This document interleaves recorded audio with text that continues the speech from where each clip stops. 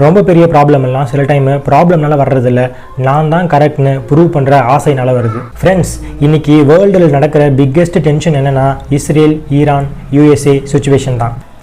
நேற்று யூஎஸ்ஏவும் ஈரானும் சீஸ்ஃபயர் தற்காலிக போர் நிறுத்தம் அதுக்கு ஒத்துக்கிட்டு போர் நிறுத்தம் செஞ்சுருந்தாங்க. அதை மீறி நேற்று இஸ்ரேல் ஈரான் மேலே தாக்குதல் நடத்தியிருக்காங்க.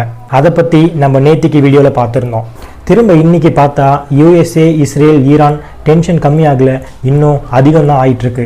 யூஎஸ்ஏ ஈரான் சீஸ்ஃபயர் மீறி இஸ்ரேல் ஈரான் மேலே நடத்தின தாக்குதலில் யூஎஸ்ஏவோட டைரக்ட் இன்வால்மெண்ட் ஸ்ட்ராங்காக தெரியுது. மிலிட்டரி பொசிஷனிங், வார்னிங் இதெல்லாமே ஹை அலர்ட்டில் இருக்குது. இஸ்ரேல் போர் ஆப்ரேஷன் விடாமல் கண்டினியூ பண்ணிட்டு இருக்காங்க.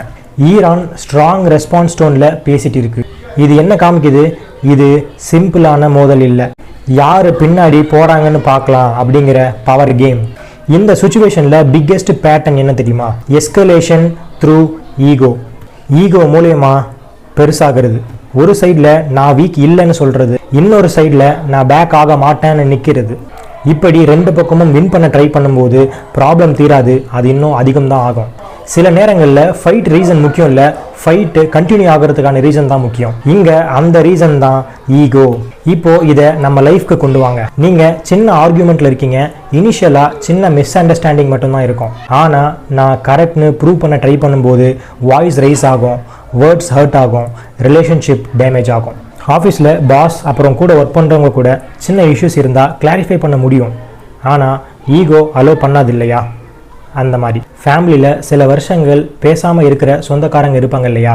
அங்கே ரீசன் பெருசாக இருக்காது, ஆனால் அங்கே ஈகோ தான் பெருசாக இருக்கும். மீனிங் என்னென்னா, ப்ராப்ளம் பெருசாக இல்லை, ஈகோ தான் அதை பெருசாக மாற்றுது. இது உங்கள் ஃபால்ட் இல்லை, ஆனால் இதை புரிஞ்சிக்க வேண்டியது ரொம்ப முக்கியம். நம்ம பிரெயின் என்ன பண்ணோம் அப்படின்னா, தோற்று போகிற ஃபீலிங்கை அவாய்ட் பண்ணோம். அதனால் நம்ம தப்பு பண்ணாலுமே அக்செப்ட் பண்ண கஷ்டமாக இருக்கும். ஏன்னா அக்செப்ட் பண்ணால் நம்ம இமேஜ் டேமேஜ் ஆகும்னு ஃபீல் பண்ணுவோம். ஆனால் ரியாலிட்டி என்ன? அக்செப்ட் பண்ணால் டேமேஜ் கம்மியாகும், ஈகோவை ஹோல்ட் பண்ணால் டேமேஜ் அதிகமாகும். அதுதான் நம்ம வீக்னஸ். ஸோ ப்ராக்டிக்கலாக என்ன பண்ணலாம்? நெக்ஸ்ட் டைம் கான்ஃப்ளிக்ட் வந்தால், ஏதாச்சும் பிரச்சனை வந்தால் உடனே ரியாக்ஷன் கொடுக்காதீங்க. கொஞ்சம் பாஸ் பண்ணுங்கள், கொஞ்சம் பொறுமையாக இருங்க. உங்களை நீங்களே கேட்டுக்கோங்க, இந்த சுச்சுவேஷனில் நான் வின் பண்ணணுமா இல்லை அமைதியை கொண்டு வரணுமா? சில டைமில் ஸ்டெப் பேக் பண்ணுறது, அதாவது ஒரு ஸ்டெப்பு பேக் எடுக்கிறது, அது டிஃபீட் இல்லை, அது இன்டெலிஜென்ஸ். சில டைமில் சைலண்ட் ஆகிறது, அது வீக்னஸ் இல்லை, அது கண்ட்ரோல். லைஃப்லையே ரொம்ப பெரிய ஸ்ட்ரென்த் எதுனா அது செல்ஃப் கண்ட்ரோல். நமக்கு ஈகோவை கண்ட்ரோல் பண்ண தெரிஞ்சிச்சுன்னா நம்ம லைஃப்பில் நடக்கிற டேமேஜை நம்மளால் கம்மி பண்ண முடியும். வார்னா மிசைல்ஸ், ட்ரோன்ஸ் வச்சு வெளியில் நடக்கிற விஷயம் மட்டும் இல்லை, வார் நம்ம மைண்டில் கூட நடக்கும்.